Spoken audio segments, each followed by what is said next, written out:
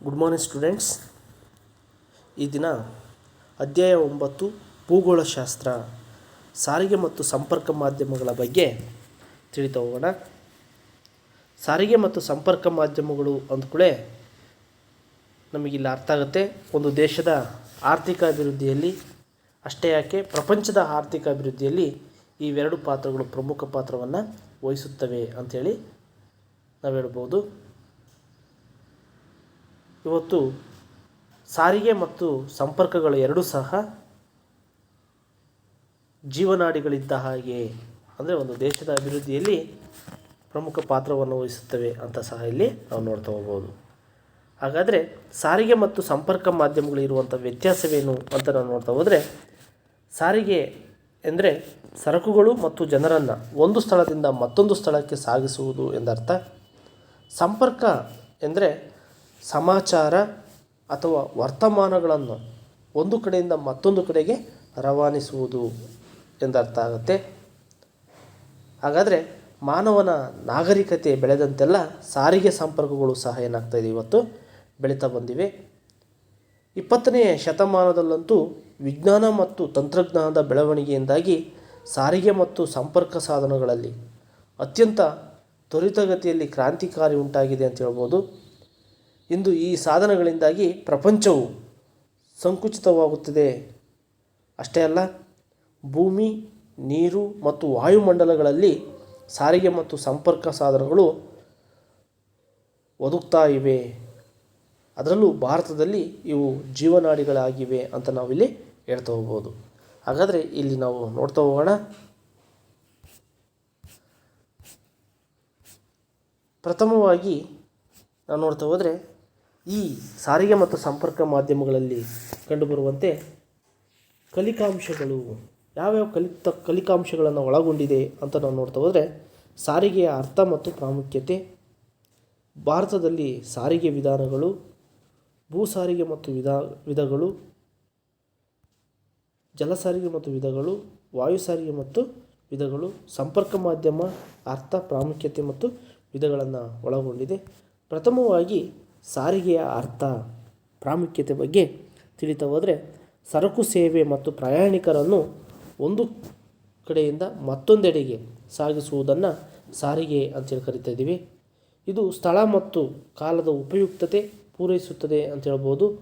ಉತ್ಪಾದನೆ, ವಿತರಣೆ, ವಿನಿಮಯ ಹಾಗೂ ಎಲ್ಲ ಇತರೆ ಸಂಬಂಧ ಕಾರ್ಯನಿರ್ವಹಣೆಗೆ ಸಂಪರ್ಕ ಕಲ್ಪಿಸುತ್ತದೆ. ಈ ನಿಟ್ಟಿನಲ್ಲಿ ನಾವು ನೋಡ್ತಾ ಹೋದರೆ, ಸಾರಿಗೆ ಪ್ರಾಮುಖ್ಯತೆ ಬಗ್ಗೆ ನಾವು ನೋಡ್ತಾ ಹೋದರೆ, ಪ್ರಥಮ, ದ್ವಿತೀಯ ಮತ್ತು ತೃತೀಯ ಕ್ಷೇತ್ರದ ಮಾನವನ ಚಟುವಟಿಕೆಗಳ ಎಲ್ಲ ಪರಿಸ್ಥಿತಿಗಳ ಅಭಿವೃದ್ಧಿಯಲ್ಲಿ ಸಾರಿಗೆ ವ್ಯವಸ್ಥೆ ಪ್ರಮುಖ ಪಾತ್ರವನ್ನು ವಹಿಸ್ತಾ ಇದೆ. ಸಮರ್ಥನೀಯ ಮತ್ತು ಸುಲಭ ದರದ ಸಾರಿಗೆ ಸೌಲಭ್ಯವು ಸಂಪನ್ಮೂಲಗಳು ಮತ್ತು ಕೃಷಿಯ ಅಭಿವೃದ್ಧಿಗೆ ನೆರವಾಗ್ತಾ ಇದೆ. ರಾಷ್ಟ್ರೀಯ ವ್ಯವಸ್ಥೆಯೊಂದರಲ್ಲಿ ಕೃಷಿ ಮತ್ತು ಕೈಗಾರಿಕೆಗಳು ದೇಹ ಮತ್ತು ಅಸ್ಥಿರಗಳಾದರೆ, ಸಾರಿಗೆ ಮತ್ತು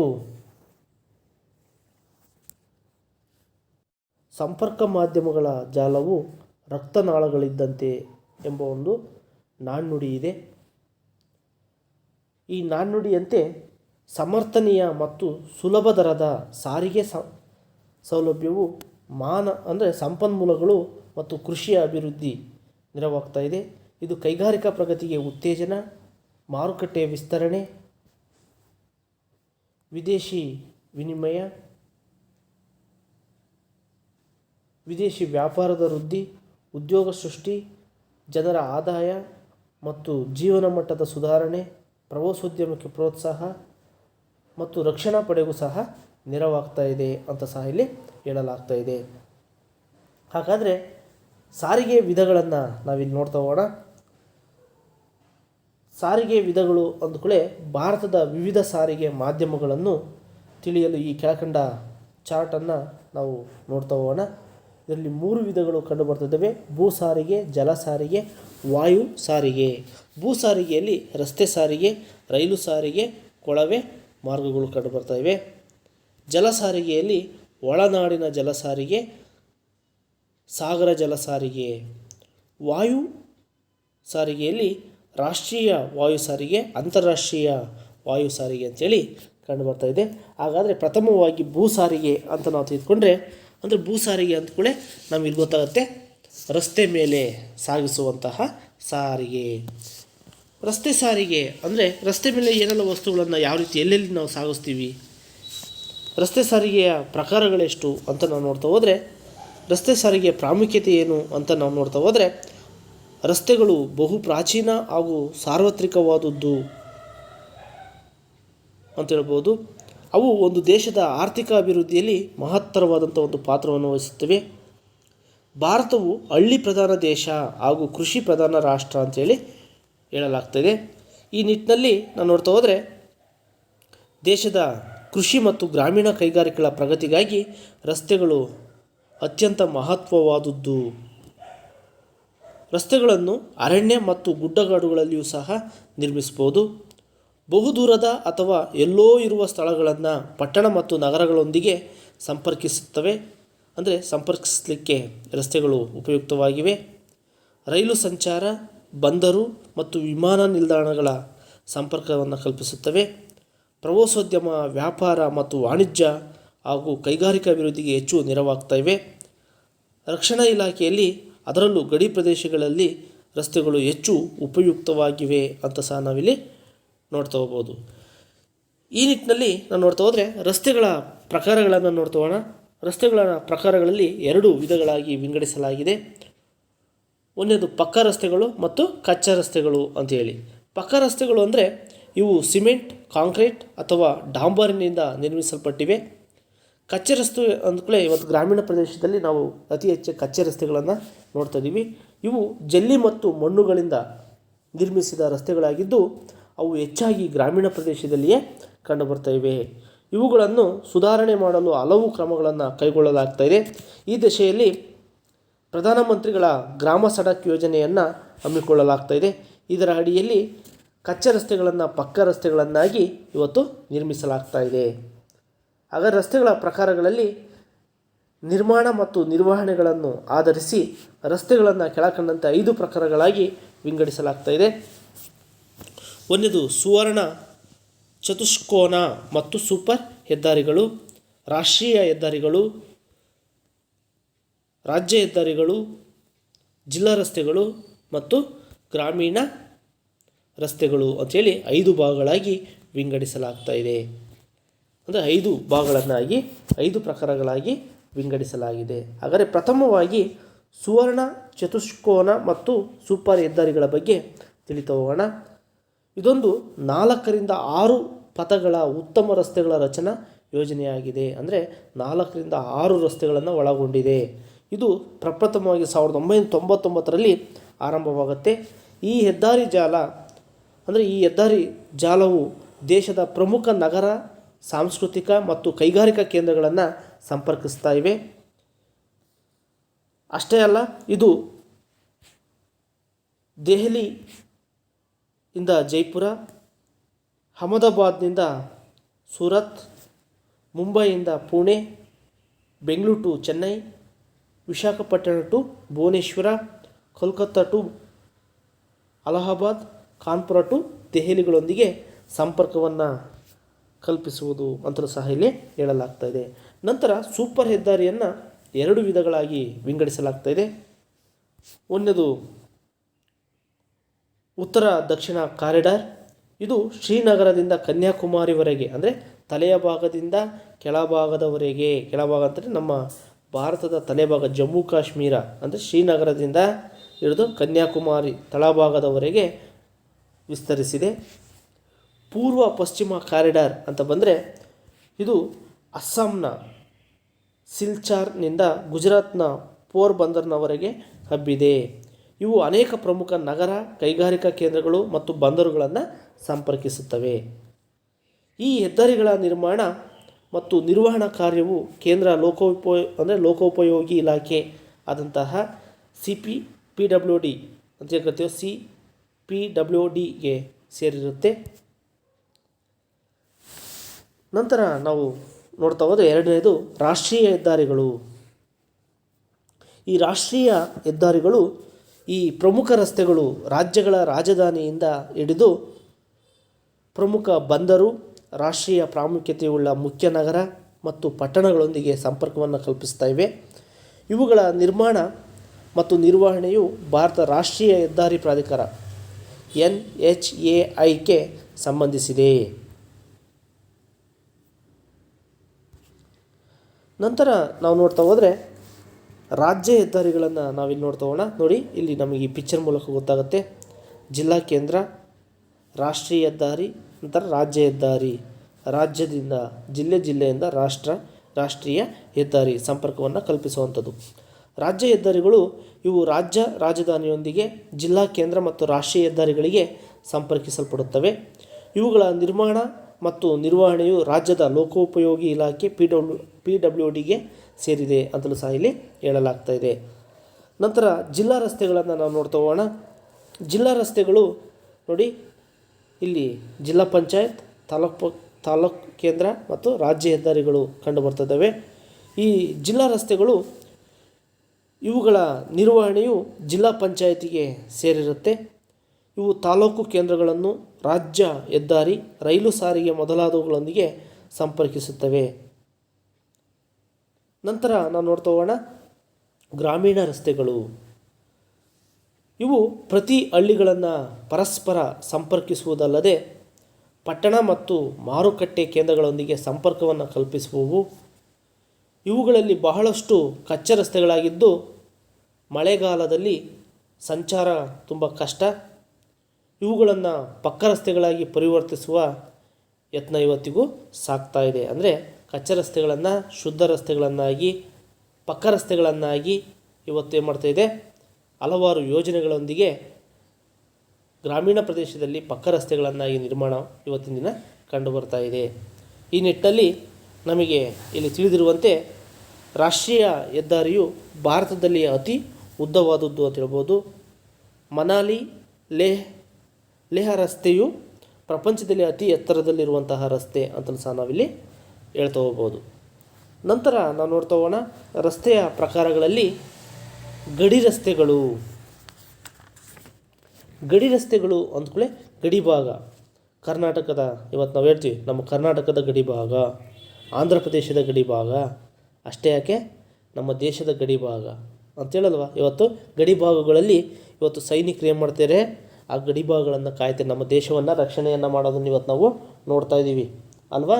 ಈ ನಿಟ್ಟಿನಲ್ಲಿ ನಾವು ನೋಡ್ತಾ ಹೋಗೋಣ ಗಡಿ ರಸ್ತೆಗಳು ಅಂದ್ಕೊಳ್ಳಿ, ದೇಶದ ಗಡಿ ಪ್ರದೇಶದಲ್ಲಿ ರಕ್ಷಣಾ ಪಡೆಯ ಬಳಕೆಗಾಗಿಯೇ ನಿರ್ಮಿಸಿದಂಥ ರಸ್ತೆಗಳಿಗೆ ಗಡಿ ರಸ್ತೆಗಳು ಅಂತೇಳಿ ಕರೆಯಲಾಗ್ತಾ ಇದೆ.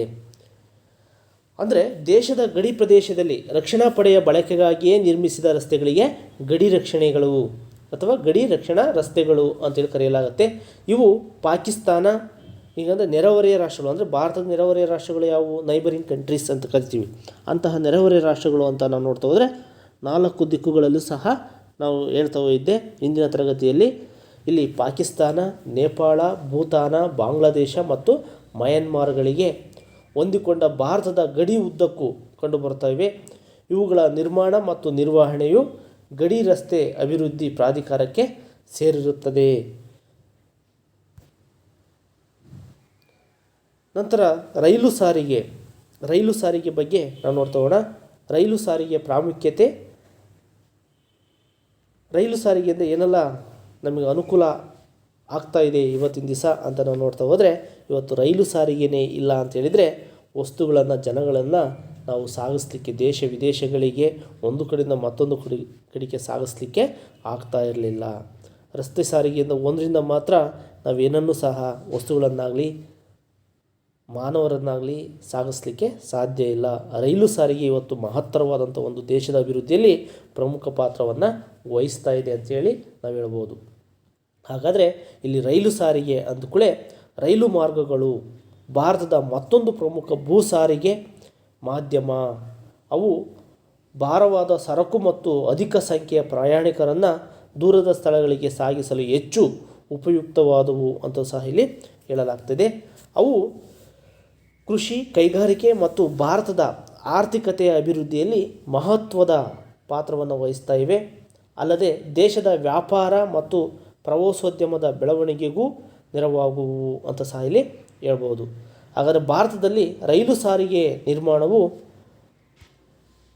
ಬ್ರಿಟಿಷರ ಕಾಲದಲ್ಲಿ ಪ್ರಾರಂಭವಾಗುತ್ತೆ. ನಮಗೆ ಗೊತ್ತಿರೋ ಹಾಗೆ ಈ ರೈಲು ಸಾರಿಗೆ ಅನ್ನೋದು ಬ್ರಿಟಿಷರ ಕಾಲದಲ್ಲಿ ಪ್ರಾರಂಭ ಆಗಿರುತ್ತೆ. ಅದೇ ರೀತಿ ಭಾರತದ ರೈಲು ಸಾರಿಗೆ ನಿರ್ಮಾಣವು ಬ್ರಿಟಿಷರ ಕಾಲದಲ್ಲಿ ಆರಂಭಗೊಂಡಿತ್ತು ಅಂತ ಹೇಳ್ಬೋದು. ಅಂದು ಕ್ಷಮ ಪೀಡಿತ ಭಾಗಗಳಿಗೆ ಆಹಾರ ಧಾನ್ಯ, ಮೇವುಗಳನ್ನು ಮತ್ತು ಸೈನ್ಯವನ್ನು ಸ್ಥಳದಿಂದ ಸ್ಥಳಕ್ಕೆ ಒಯ್ಯುವುದು ರೈಲು ಮಾರ್ಗಗಳ ನಿರ್ಮಾಣದ ಉದ್ದೇಶವಾಗಿತ್ತು ಅಂತ ಹೇಳ್ಬೋದು. ಭಾರತದ ಪ್ರಥಮ ರೈಲು ಮಾರ್ಗವು 1853ರಲ್ಲಿ ಬಾಂಬೆ ಟು ಠಾಣೆಗಳ ನಡುವೆ ನಿರ್ಮಾಣಗೊಳ್ಳುತ್ತೆ. ತರುವಾಯ ಕೋಲ್ಕತ್ತಾದಿಂದ ರಾಣಿಗಂಜ್ 1854ರಲ್ಲಿ ಪ್ರಾರಂಭ ಆಗುತ್ತೆ. ನಂತರ ಮದ್ರಾಸ್ ಚೆನ್ನೈ ಟು ಆರ್ಕೋನಾಮ್ 1864ರಲ್ಲಿ ರೈಲು ಮಾರ್ಗಗಳು ನಿರ್ಮಾಣಗೊಳ್ತವೆ. ಕ್ರಮೇಣ ದೇಶದ ಇತರ ಭಾಗಗಳಲ್ಲಿಯೂ ಸಹ ರೈಲು ಮಾರ್ಗಗಳು ನಿರ್ಮಾಣಗೊಂಡವು ಅಂತಲೂ ಸಹ ನಾವಿಲ್ಲಿ ನೋಡ್ತಾ ಹೋಗ್ಬೋದು. ಹಾಗಾದರೆ ರೈಲು ಸಾರಿಗೆ ಅಂದ್ಕೂಳೆ ನಮಗಿಲ್ಲಿ ಅರ್ಥ ಆಗುತ್ತೆ. ರೈಲು ಸಾರಿಗೆಯು ಭಾರತ ಅತಿ ದೊಡ್ಡ ಸಾರ್ವಜನಿಕ ಉದ್ದಿಮೆ ಅಂತ ಹೇಳ್ಬೋದು. ಇದು ದೇಶದಲ್ಲಿ 64,015 ರೈಲು ಸಾರಿಗೆಯು ಭಾರತ ಅತಿ ದೊಡ್ಡ ಸಾರ್ವಜನಿಕ ಉದ್ದಿಮೆ ಅಂತ ಹೇಳಲಾಗ್ತಿದೆ. ಇಂದು ದೇಶದಲ್ಲಿ 64,015 ಕಿಲೋಮೀಟರ್ ಉದ್ದದ ರೈಲು ಮಾರ್ಗಗಳಿದ್ದು ಸುಮಾರು 7,031 ರೈಲು ನಿಲ್ದಾಣಗಳಿವೆ. ಸಮರ್ಥನೀಯ ಆಡಳಿತ ವ್ಯವಸ್ಥೆಗಾಗಿ ಭಾರತೀಯ ರೈಲ್ವೆಯನ್ನು 17 ವಲಯಗಳನ್ನಾಗಿ ವಿಂಗಡಿಸಲಾಗಿದೆ. ಸುರಕ್ಷಿತ ಮತ್ತು ಸುಖಕರವಾದ ರೈಲು ಪ್ರಯಾಣಕ್ಕಾಗಿ ಹಲವು ಕ್ರಮಗಳನ್ನು ಸಹ ಇವತ್ತು ಕೈಗೊಳ್ಳಲಾಗ್ತಾ ಇದೆ. ನಂತರ ಕೊಳವೆ ಮಾರ್ಗಗಳನ್ನು ನೋಡ್ತಾ ಹೋದರೆ ಇದು ಹೊಸ ಭೂ ಸಾರಿಗೆ ವಿಧಾನವಾಗಿದ್ದು ಕೊಳವೆ ಮಾರ್ಗಗಳನ್ನು ನೆಲದೊಳಗೆ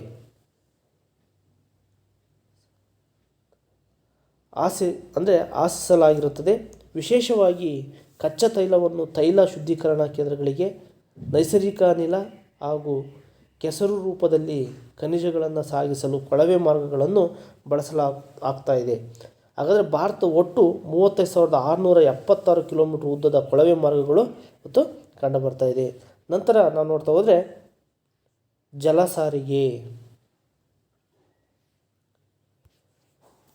ಸಾರಿಗೆ ಅಂದ್ಕೂಳೆ ಪುರಾತನ ಕಾಲದ ಪ್ರಪಂಚದ ಪ್ರಮುಖ ಸಮುದ್ರಯಾನ ರೂಢಿಸಿಕೊಂಡಿದ್ದಂತಹ ದೇಶಗಳಲ್ಲಿ ಭಾರತವು ಸಹ ಒಂದಾಗಿತ್ತು.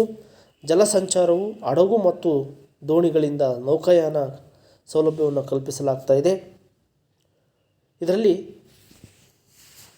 ಒಳನಾಡಿನ ಜಲ ಸಾರಿಗೆ ಮತ್ತು ಸಾಗರ ಜಲ ಸಾರಿಗೆ ಅಂಥೇಳಿ 2 ವಿಧಗಳಾಗಿ ವಿಂಗಡಿಸಲಾಗ್ತಾ ಇದೆ. ಪ್ರಥಮವಾಗಿ ನಾವು ನೋಡೋದಾದರೆ ಒಳನಾಡಿನ ಜಲ ಸಾರಿಗೆ. ಒಳನಾಡಿನ ಜಲ ಸಂಚಾರವು ನದಿ, ಸರೋವರ, ಹಿನ್ನೀರು ಮತ್ತು ಕಾಲುವೆಗಳ ಮೂಲಕ ಸಾಗಿಸಲಾಗ್ತಾಯಿದೆ. ಇಂದಿನ ಕಾಲದಲ್ಲಿ ಒಳನಾಡಿನ ಜಲ ಸಾರಿಗೆಯು ಭಾರತದ ಸಾರಿಗೆ ಮಾಧ್ಯಮದಲ್ಲಿ ಪ್ರಾಮುಖ್ಯತೆಯನ್ನು ಹೊಂದಿತ್ತು. ಇಂದು ರಸ್ತೆ ಮತ್ತು ರೈಲು ಸಾರಿಗೆಗಳ ಪ್ರಗತಿಯಿಂದಾಗಿ ಅದರ ಮಹತ್ವವು ಸಹ ಕಡಿಮೆಯಾಗಿದೆ. ಭಾರತದಲ್ಲಿ ಒಳನಾಡಿನ ಜಲ ಸಾರಿಗೆಯು ಮುಖ್ಯವಾಗಿ ಕೆಲವು ಸರಕು ಮತ್ತು ಪ್ರಯಾಣಿಕರ ಸಾಗಾಣಿಕೆಗೆ ಸಂಬಂಧಿಸಿದೆ. ಅದು ಹೆಚ್ಚಾಗಿ ಉತ್ತರ ಭಾರತದ ಗಂಗಾ, ಬ್ರಹ್ಮಪುತ್ರ ಮತ್ತು ಅವುಗಳ ಉಪನದಿಗಳ ಮೂಲಕ ಸಾಗಿಸುವುದು ಕಂಡುಬರ್ತಾ ಇದೆ. ನಂತರ ಸಾಗರ ಜಲ ಸಾರಿಗೆಯನ್ನು ನೋಡ್ತಾ ಹೋದರೆ ಸಮುದ್ರ ಮತ್ತು ಸಾಗರಗಳ ಮೂಲಕ ಏರ್ಪಡುವ ನೌಕಾಯಾನವೇ ಸಾಗರ ಜಲ ಸಾರಿಗೆ. ಭಾರತದ ಉದ್ದವಾದ ಸಮುದ್ರ ತೀರ ಮತ್ತು ಕೆಲವು ನೈಸರ್ಗಿಕ ಬಂದರುಗಳ ಜೊತೆಗೆ ದೇಶವು ಪೂರ್ವಾರ್ಧಗೋಳದ ಮಧ್ಯದಲ್ಲಿ ನೆಲೆಸಿದೆ. ದೇಶದ ವಿದೇಶಿ ವ್ಯಾಪಾರದಲ್ಲಿ 85% ಭಾಗವು ಸಾಗರ ಮಾರ್ಗದ ಮೂಲಕ ಸಾಗ್ತಾ ಇದೆ. ಈ ಎಲ್ಲ ಅಂಶಗಳು ದೇಶದ ಸಾಗರ ಜಲ ಸಾರಿಗೆಗೆ ಪೂರಕವಾಗಿವೆ. ನಂತರ ನಾವು ನೋಡ್ತಾ ಹೋದರೆ ಬಂದರುಗಳು.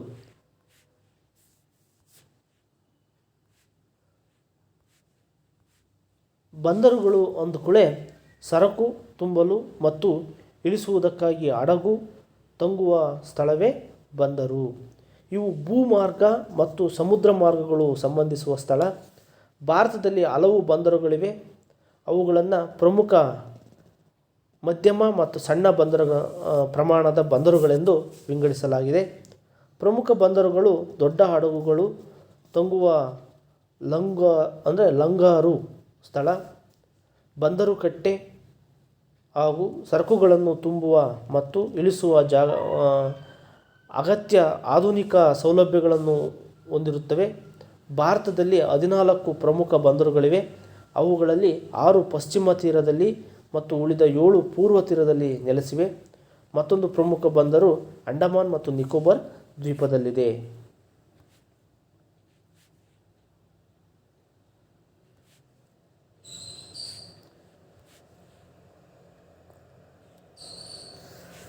ಹಾಗಾದರೆ ಪಶ್ಚಿಮ ತೀರದ ಪ್ರಮುಖ ಬಂದರುಗಳ ಬಗ್ಗೆ ನಾವು ನೋಡ್ತಾ ಹೋದರೆ, ಕಾಂಡ್ಲಾ ಇದು ಗುಜರಾತ್ನ ಕಚ್ ಕಾರಿಯ ಶಿರೋಭಾಗದಲ್ಲಿದೆ. ಮುಂಬೈ ಇದು ದೊಡ್ಡ ಪ್ರಮಾಣದ ವಿಶಾಲ ಸ್ಥಳಾವಕಾಶವುಳ್ಳ ಹಾಗೂ ಹಡಗು ತಂಗುವ ಉತ್ತಮ ಸ್ಥಳವುಳ್ಳ ಬಂದರು. ಇದು ಮಹಾರಾಷ್ಟ್ರದಲ್ಲಿದ್ದು ಇದನ್ನು ಭಾರತದ ಹೆಬ್ಬಾಗಿಲು ಎಂದು ಸಹ ಇಲ್ಲಿ ಕರೆಯಲಾಗ್ತಾ ಇದೆ.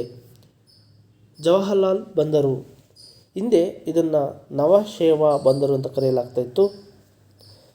ಇದು ಮುಂಬಯಿ ನಗರದಿಂದ 10 ಕಿಲೋಮೀಟರ್ ದೂರದಲ್ಲಿರುವ ಎಲಿಫೆಂಟಾ ಗುಹೆಗಳಿಗೆ ಸಮೀಪದ ಮುಂಬಯಿ ಬಂದರಿನ ಒತ್ತಡವನ್ನು ತಗ್ಗಿಸಲು ಈ ಬಂದರು ನಿರ್ಮಾಣಗೊಂಡಿದೆ.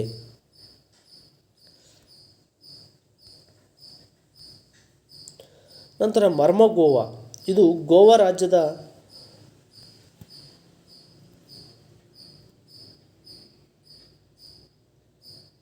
ಜುವಾರಿ ನದಿಯ ಅಳಿವೆಯ ಅಂಚಿನಲ್ಲಿದೆ ಅಂತ ಹೇಳಲಾಗ್ತಿದೆ. ನವಮಂಗಳೂರು ಇದನ್ನು ಕರ್ನಾಟಕದ ಹೆಬ್ಬಾಗಿಲು ಎಂದು ಸಹ ಇಲ್ಲಿ ಕರೆಯಲಾಗಿದೆ. ಕೊಚ್ಚಿ ಕೇರಳ ತೀರದಲ್ಲಿದೆ. ಇದನ್ನು ಅರಬ್ಬಿ ಸಮುದ್ರದ ರಾಣಿ ಎಂದು ಸಹ ಇಲ್ಲಿ ಕರೆಯಲಾಗಿದೆ.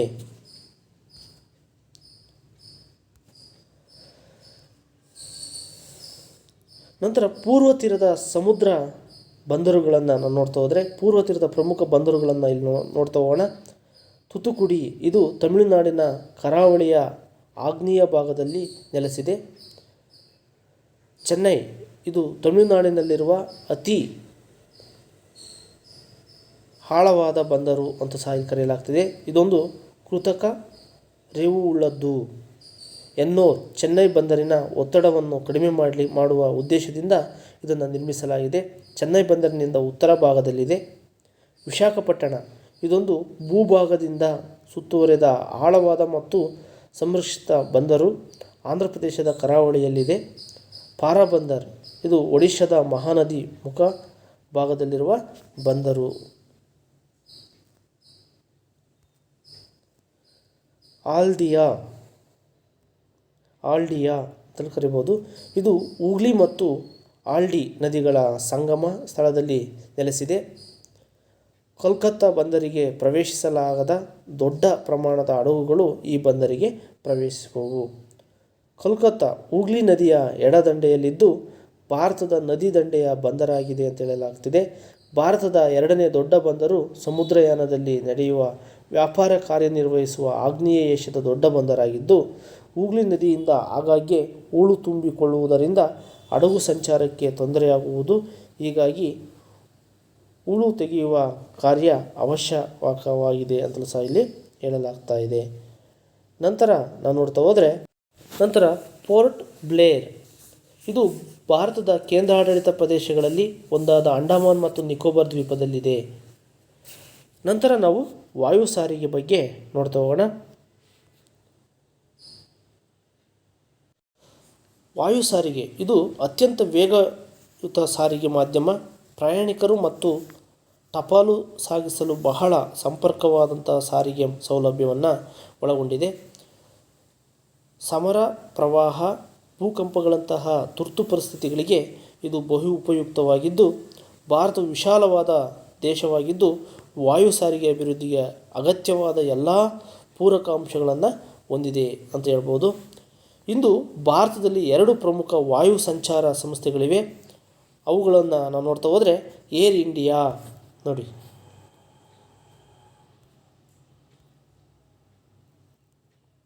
ಏರ್ ಇಂಡಿಯಾ ನ್ಯಾಷನಲ್, ಇದು ಭಾರತ ಮತ್ತು ಪ್ರಪಂಚದ ಅನೇಕ ದೇಶಗಳೊಂದಿಗೆ ವಾಯು ಸಂಚಾರ ಸೌಲಭ್ಯವನ್ನು ಕಲ್ಪಿಸ್ತಾ ಇದೆ.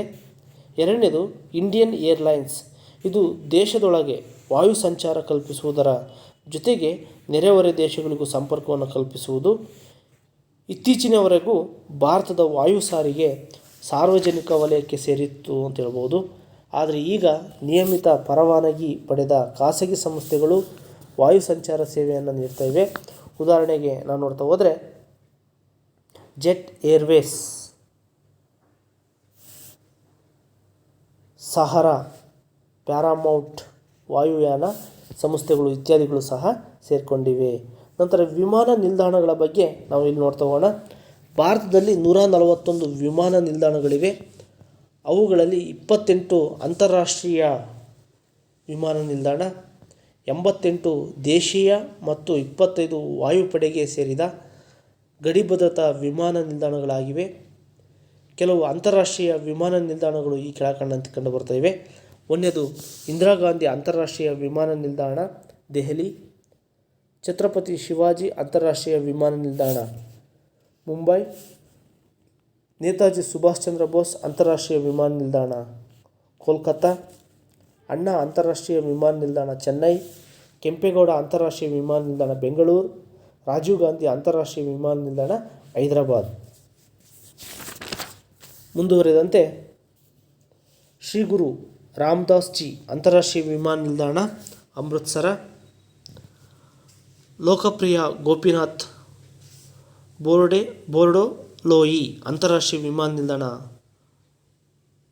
ಗುವಾಹತಿ, ಬಿಜು ಪಟ್ನಾಯಕ್ ಅಂತಾರಾಷ್ಟ್ರೀಯ ವಿಮಾನ ನಿಲ್ದಾಣ ಭುವನೇಶ್ವರ್, ಸರ್ದಾರ್ ವಲ್ಲಭಭಾಯ್ ಪಟೇಲ್ ಅಂತಾರಾಷ್ಟ್ರೀಯ ವಿಮಾನ ನಿಲ್ದಾಣ ಅಹಮದಾಬಾದ್, ವೀರ ಸಾವರ್ಕರ್ ಅಂತಾರಾಷ್ಟ್ರೀಯ ವಿಮಾನ ನಿಲ್ದಾಣ port Blair, doctor Baba Saheb Ambedkar ಅಂತಾರಾಷ್ಟ್ರೀಯ ವಿಮಾನ ನಿಲ್ದಾಣ ನಾಗ್ಪುರ, ಜಾರೂಕಿ ಅಂತಾರಾಷ್ಟ್ರೀಯ ವಿಮಾನ ನಿಲ್ದಾಣ ಶಿಲಾಂಗ್, ಲಾಲ್ ಬಹದ್ದೂರ್ ಶಾಸ್ತ್ರಿ ಅಂತಾರಾಷ್ಟ್ರೀಯ ವಿಮಾನ ನಿಲ್ದಾಣ ವಾರಣಾಸಿ. ಇವುಗಳಲ್ಲಿ ಅಂತಾರಾಷ್ಟ್ರೀಯ ವಿಮಾನ ನಿಲ್ದಾಣಗಳು ನಮಗೆ ಕಂಡುಬರ್ತಾ ಇವೆ.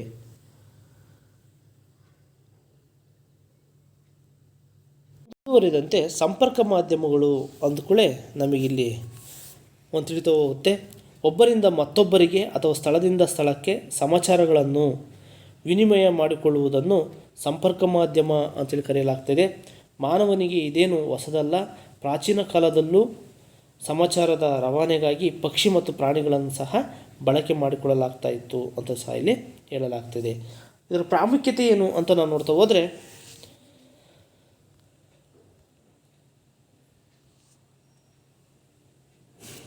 ಸರ್ಕಾರದ ನೀತಿ ನಿಯಮ ಮತ್ತು ಅಭಿವೃದ್ಧಿ ಕಾರ್ಯಕ್ರಮಗಳ ಬಗ್ಗೆ ಸಾರ್ವಜನಿಕರಲ್ಲಿ ಅರಿವು ಮೂಡಿಸುವಲ್ಲಿ ಸಂಪರ್ಕ ಮಾಧ್ಯಮ ನೆರವಾಗುವುದು. ಇದು ನೈಸರ್ಗಿಕ ವಿಪತ್ತು ಮತ್ತು ವಿನಾಶಗಳು, ಹವಾಗುಣ ಮುನ್ಸೂಚನೆಗಳನ್ನು ನಾವು ತಿಳಿಯಲು ಸಹಾಯವಾಗುವುದು. ವ್ಯಾಪಾರ, ವಾಣಿಜ್ಯ, ಕೈಗಾರಿಕೆ, ಕೃಷಿ ಇತ್ಯಾದಿಗಳ ಅಭಿವೃದ್ಧಿಗೂ ನೆರವಾಗುವುದು. ಮನರಂಜನೆ, ಪ್ರಪಂಚದ ದಿನನಿತ್ಯದ ಮಾಹಿತಿಗಳನ್ನು ಪೂರೈಸ್ತಾ ಇದೆ. ಅಲ್ಲದೆ ದೇಶದ ಏಕತೆ ಮತ್ತು ಸಮಗ್ರತೆ ನಿರ್ವಹಣೆಗೂ ಸಹ ನೆರವಾಗ್ತಾ ಇದೆ. ಇಂದು ಭಾರತದಲ್ಲಿ ವಿವಿಧ ಬಗೆಯ ಸಂಪರ್ಕ ಮಾಧ್ಯಮಗಳು ರೂಢಿಯಲ್ಲಿವೆ. ಅವುಗಳನ್ನು 2 ಪ್ರಮುಖ ವರ್ಗಗಳಾಗಿ ವಿಂಗಡಿಸ್ಬೋದು. ಅವುಗಳಂತೇಳಿದರೆ ವೈಯಕ್ತಿಕ ಸಂಪರ್ಕ ಮಾಧ್ಯಮ ಮತ್ತು ಎರಡನೇದು ಸಮುದಾಯ ಸಂಪರ್ಕ ಮಾಧ್ಯಮ ಅಂಥೇಳಿ.